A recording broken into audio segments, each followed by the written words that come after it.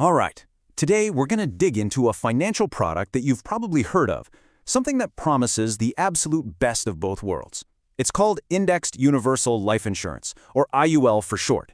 It gets sold as this magic bullet for retirement, but as we're about to see, it is very much a two-sided coin. So let's figure out which side you might land on.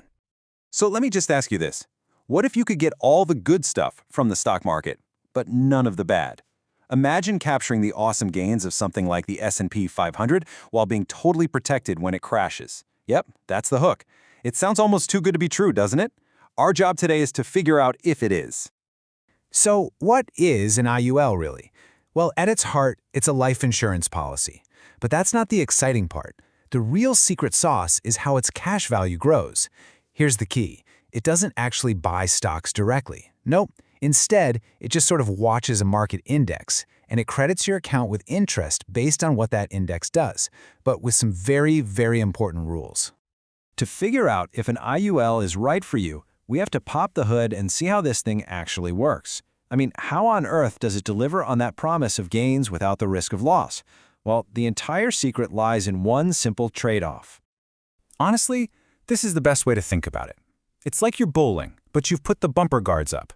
You can push that ball down the lane, and no matter how wobbly your shot is, it is never going to fall in the gutter. That's your protection. But because the bumpers are there, you're probably not going to hit that perfect, explosive, lightning-fast strike either. You've traded that home run potential for absolute safety from the worst-case scenario. Now, in the world of IUL, those bowling bumpers have specific names. On one side, you've got the floor. That's your safety net. If the S&P 500 has a terrible year and drops 20%, you don't lose a single cent. Then, on the other side, you have the cap. Think of it as your speed limit. If the market soars by, say, 25%, you only get credited up to that cap. It's the fundamental trade you're making. And this is the most common floor you'll see, 0%. What that means is, in a year the market gets crushed, your cash value gets credited with a 0. You don't lose a dime because of how the market performed. And let me tell you, this downside protection, this promise that 0 is your hero, is the single biggest selling point of an IUL, period. But then there's the other side of the deal. This is a typical range for the cap. So let's say the S&P 500 has a monster year and gains 30%. Awesome, right? Well, if your cap is 10%, you only get credited with 10%. You just missed out on that extra 20% of growth. And that is the price you pay for that cozy 0% floor. You give up the shot at a perfect strike to guarantee you'll never throw a gutter ball. So, with that core trade-off in mind, let's look at the first side of the coin. Let's get into the powerful advantages that make people so excited about IULs in the first place. Okay, so beyond that downside protection we've been talking about, there are other huge benefits. Your cash value grows tax-deferred, which is great. Then, later in life, you can access that money through policy loans, and if it's done right, that income can be tax-free. That's a huge deal for retirement. Plus, it definitely offers more growth potential than something super conservative like whole life insurance. And of course, at the end of the day, it's still life insurance, so it provides a tax-free death benefit to your family. All right, that all sounds fantastic, doesn't it? No market losses, tax-free growth, tax-free income. It all leads to the obvious question, right? There has to be a catch. I mean, come on. A product this powerful must have some complexities or risks hiding just under the surface. And you'd be right. So now it's time to flip the coin over.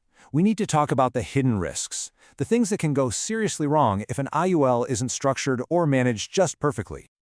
Okay, this is where you really need to listen up. Those caps, they don't just limit your gains. The insurance carrier can actually lower them over time. Meanwhile, the internal cost of insurance, the fee to keep the policy going, it increases every single year as you get older. This creates a dangerous ticking clock. If your cash value doesn't grow fast enough to outrun these rising costs, the policy can basically eat itself from the inside out and implode. And that leads to the #1 killer of these policies, underfunding. Not putting enough money in is the main reason they fail. Okay, so now that we've seen both the good and the bad, the central question becomes a really personal one. How do you figure out if this complex tool actually fits into your financial plan? You know, to really understand IUL, it helps to see where it fits in the family. If you want guarantees and stability above all else, whole life is your answer. If you're a more aggressive investor who wants unlimited market upside and you can stomach the full downside risk, then Variable Universal Life, or VUL, might be for you. The IUL sits right in the middle. It's designed for that person who wants better than safe returns, but absolutely demands protection from market crashes. Success with an IUL is never an accident. It is always by design. And the path is very specific. First, you have to maximize your funding.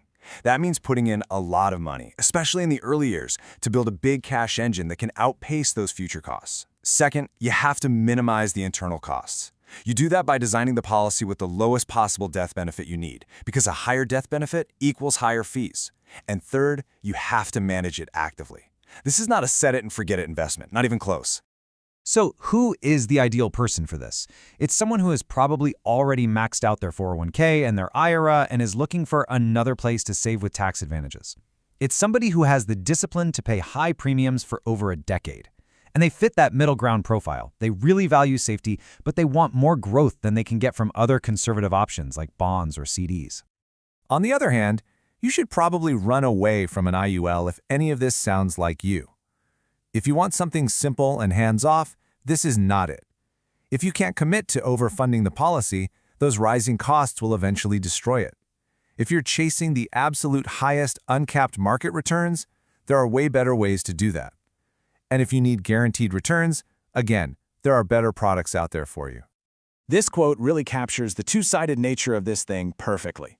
The gap between a successful IUL and a failed one is just enormous. One creates a powerful stream of tax-free income in retirement, while the other becomes this incredibly costly mistake that falls apart just when you need the money most.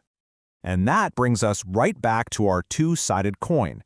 An IUL offers this really compelling promise, market-linked growth with no downside risk. But that promise comes at a price. You pay for it with capped returns, rising internal costs, and a complexity that demands your constant attention. So the final question really is for you to answer. Is that a trade you're willing to make? The answer depends entirely on your financial goals, your discipline, and which side of that coin you're prepared to land on.